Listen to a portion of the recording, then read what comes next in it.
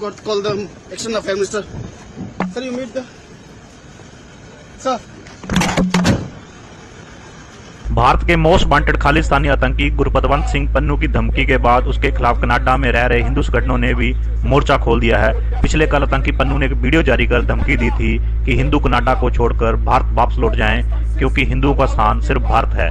पन्नू की स्टेटमेंट पर Hindu forum Canada ने संज्ञान लेते हुए जस्टिन ट्रूडो सरकार के पब्लिक सेफ्टी मंत्री डोमिनिक लीवेलेंस को पत्र लिखा है। हिंदू फोरम ने सरकार से मांग की है कि कनाडा की धरती में इंडो कनाडियन हिंदुओं को धमकाने और उन्हें देश छोड़कर जाने के लिए कहने वाले खालिस्तानी आतंकी गुरपतवंत सिंह पन्नू के खिलाफ हेट क्राइम की कार्रवाई अमल में लाई जाए।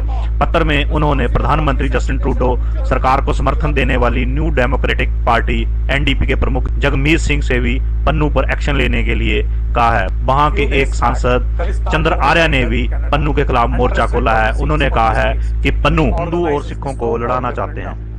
कनाडा में एक कैटेगरी का गैंगस्टर सुखदूल सिंह गिल उर्फ सुक्खा दुनेकी की हत्या कर दी गई है। मीडिया रिपोर्ट्स के मुताबिक सुक्खा को कनाडा के विनिपिग में गोलियां मारी गईं, जहां उसकी मौके पर ही मौत हो गई, जिसकी जिम्मेदारी लॉरेंस बिश्नोई ग्रुप ने ली है। फेसबुक पर पोस्ट शेयर कर बिश्नोई ग्रुप ने लिखा कि इस हेरोइन एडिक्ट नशेड़ी ने सिर्फ अपने नशे को पूरा करने के लिए पैसों के लिए बहुत घर उजाड़े थे, पर अब इसके किए हुए पापों की सजा इसे मिल गई है। सुक्खा साल 2017 में जाली पासपोर्ट बनवाकर कनाडा फरार हुआ था। तब उसके खिलाफ 7 आपराधिक मामले दर्ज थे। ये सभी मामले स्थानीय गिरोह की गतिविधियों से जुड़े थे। सुक्खा का नाम एनआईए और बात जी हाँ करते हैं।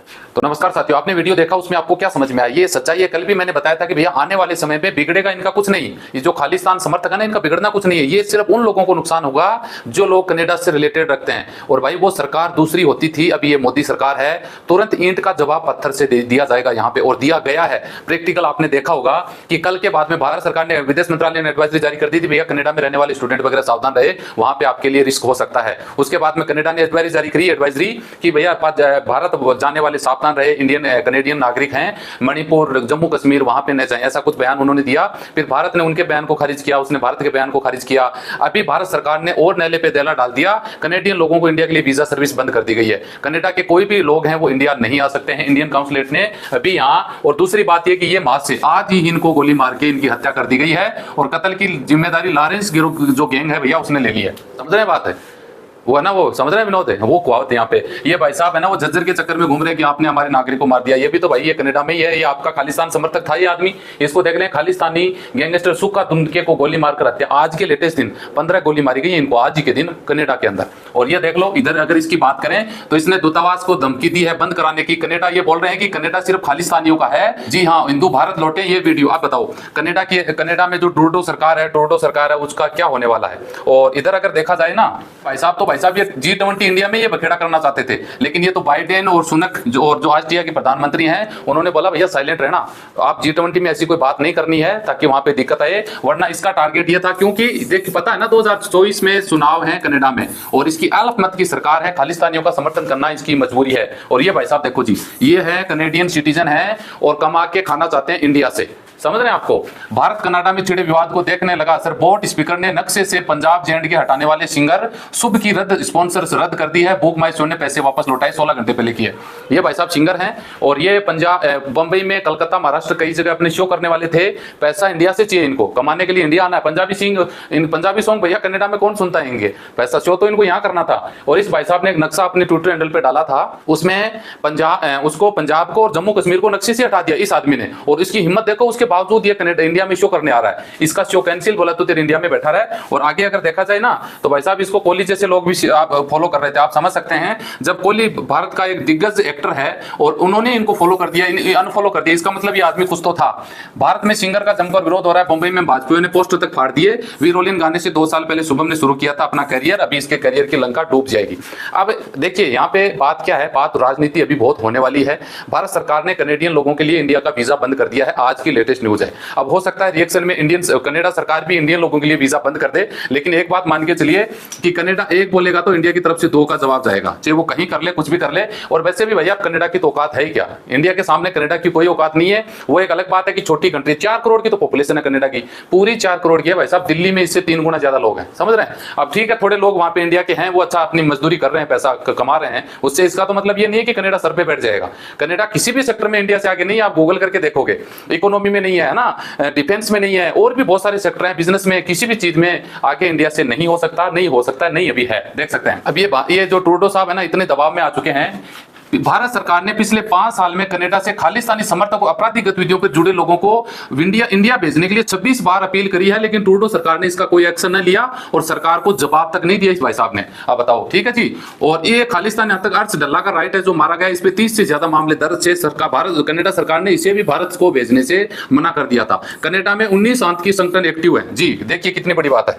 ये देख सकते हैं भाई साहब, एनआईए ने आज नैले पे दला और कर दिया। जी हाँ, इन्हें 13 लोगों की सूची और जारी कर दी जो लोग ये कनाडा में शरण लिए हैं। एनआईए ने कहा इनके बारे में जानकारी हो तो बताओ। ये सब के सब लोग कनाडा में घुसे पड़े हैं। क्या कनाडा की सरकार जवाब देगी कि इंडिया से जो लोग भगोड़े हैं, आतंकवादी, इंडिया में 2 नंबर का या देशद्रोही काम करके कनाडा में जाके शरण ले रहे हैं, कनाडा की सरकार इनको शरण दे रही है, तो कहीं ना कहीं कनाडा की सरकार या कनाडा के लोग हैं, कनाडा की गवर्नमेंट है, वो भी तो यही चाहते होंगे ना। देख सकते हैं भारत सरकार ने कनेडियन नागरिकों की वीजा सर्विस रोकी। एक दिन पहले कनाडा को एनसीएफ बताया था खालिस्तानी आतंकी की हत्या के बाद से तनाव बढ़ा। जी हाँ, आप समझ रहे हैं, ये भारत सरकार ने एडवाइजरी जारी कर दी थी वहां पे जो इंडियन स्टूडेंट हैं, और बदले में ये देख सकते हैं India visa application centre Canada, जी हां, सर्विस सस्पेंड फर्दर नोटिस, यानी आगे तक जब तक आपको बताया नहीं जाता तब तक भैया बैन लगा के रख दिया भारत सरकार ने। शुरुआत देखो कहां से होती है, एक एक करके मरते गए खालिस्तान समर्थक। 3 की हत्या हो गई, 1 बीमारी से मर गया। हिट लिस्ट में है आतंकी पन्नू।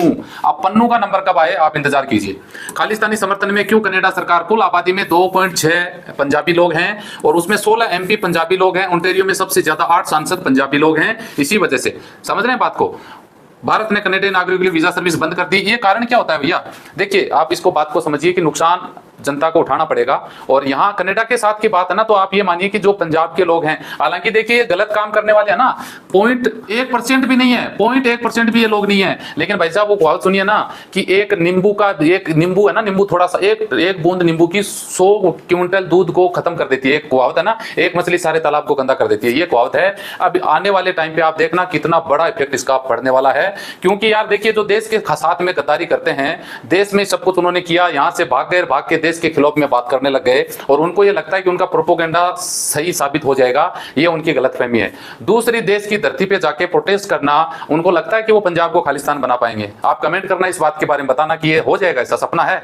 इंडिया में रहते हुए ये सपना सच नहीं हो सकता। तो दूसरे देश से करके बाकी के जो बेचारे 99% लोग हैं ना, चाहे वो किसी भी बिरादरी के, किसी भी धर्म में, उनको संकट में डाल देना है। क्योंकि अभी तो कनाडा के साथ तनातनी बढ़ी है। अभी ये पन्नू साहब बोल रहा है कि हम 23 अक्टूबर को और कनाडा में रेफरेंडम करवाएंगे, वर्मा जो एम्बेसडर उसके खिलाफ में वो करेंगे। क्या हो जाएगा भाई? ये तो तलखी बढ़ेगी, और तलखी बढ़ेगी तो कनाडा की इतनी औकात नहीं है कि कनाडा के साथ अपने रिलेशन खराब होते हैं तो हमें बहुत बड़ा लॉस हो जाएगा। मुझे नहीं लगता ऐसा कि कोई लॉस होगा, क्योंकि बिजनेस देखा जाए तो बराबर का सा है। अगर उनको लॉस होगा तो अपने भी, हमें भी होगा। बाकी और कोई अपनी कोई ऐसा कोई डील है नहीं। टैक्स फ्री जो डील होनी थी वो भी अभी रुकी हुई है, उसमें उनको भी बेनिफिट था, अपने को भी बेनिफिट था। हाँ, कनाडा सरकार अपने इंडियन स्टूडेंट है उनसे कितना पैसा कमाती है? 10-12 हजार करोड़ रुपए कमाती है भाई साहब साल के, कनेडियन गवर्नमेंट। तो कहने का मतलब जो लोग कनाडा से जाने का सपना देखते हैं, सबसे ज्यादा पंजाबी सिख है ना, उन्हीं को लॉस होने वाला है। क्योंकि वही लोग सबसे ज्यादा कनाडा जाना चाहते हैं। उनको खत्म कौन कर रहे हैं? ये जैसे लोग हैं ना, इनको खत्म कर देंगे। क्योंकि फिर आपको पता है रिलेशन खराब होंगे तो ये तो है नहीं कि भाई कनाडा सिर्फ पंजाब के लोगों को एंट्री दे देगा। समझ रहे हैं? ऐसा तो नहीं हो सकता। या सिख समुदाय उनको एंट्री दे देता, वो तो पूरे भारत पे रोक लगेगा फिर।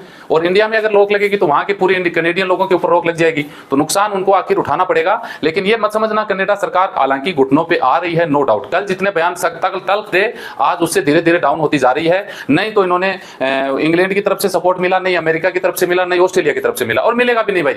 उनको पता है कि भारत जैसे शक्तिशाली देश को नाराज करना आज के समय में उन देशों की औकात नहीं है। क्योंकि उनको अमेरिका को तो वैसे भी पता है, अमेरिका और कनाडा आपको पता है एकदम खास दोस्त हैं। कनाडा का सबसे घनिष्ठ मित्र अमेरिका ही है। लेकिन उनको पता है कि चीन जैसी शक्तिशाली देश को अगर हमें रोकना है तो भारत का साथ होना सबसे ज्यादा जरूरी है। तो वो तो वैसे भी आपको पता है कि बोल नहीं सकता, कोई भी देश नहीं बोल सकता। अंदर ही अंदर उनके चाहे मन में कुछ भी हो, लेकिन वो भारत के विपक्ष में बयान बिल्कुल नहीं दे सकेंगे। और ये भाई साहब आरोप लगाए इन्होंने, क्योंकि चुनाव है, चुनाव जीतना है। बाकी सबूत अब तक इसने पेश नहीं किए हैं। वहां के लोकल लोग हैं, लोकल नेता हैं, लोकल जो पॉलिटिक्स है, उन्होंने भी बोला भैया सबूत तो दीजिए, तभी तो हम बात करें, हम अपने बयान दें। भाई साहब के पास सबूत है ही नहीं। भारत सरकार से 5 साल से मांग कर रही है, ये लोग हैं हमारे देश में हैं वांछित, आप इनको प्रत्यार्पण कर दीजिए। और भी बहुत सारी वहां पे मंदिरों पे हमले हो रहे हैं आए दिन, है ना, कितने खालिस्तानी नारे लिखे जा रहे हैं। इस भाई साहब ने एक भी बंदे की गिरफ्तारी अब तक नहीं की, और निज्जर को लेकर इंडियन सरकार ने, इंडियन एजेंसी ने मार दिया, और बिना कोई सबूत के इसने फैसला कर लिया। खामियाजा तो भुगतना पड़ेगा। अब देखते हैं आगे क्या रिजल्ट आता है। वीडियो पूरा वॉच करना, चैनल सब्सक्राइब करके रखिएगा। मिलते हैं नेक्स्ट वीडियो में अच्छी जानकारी के साथ। जय हिंद, जय भारत।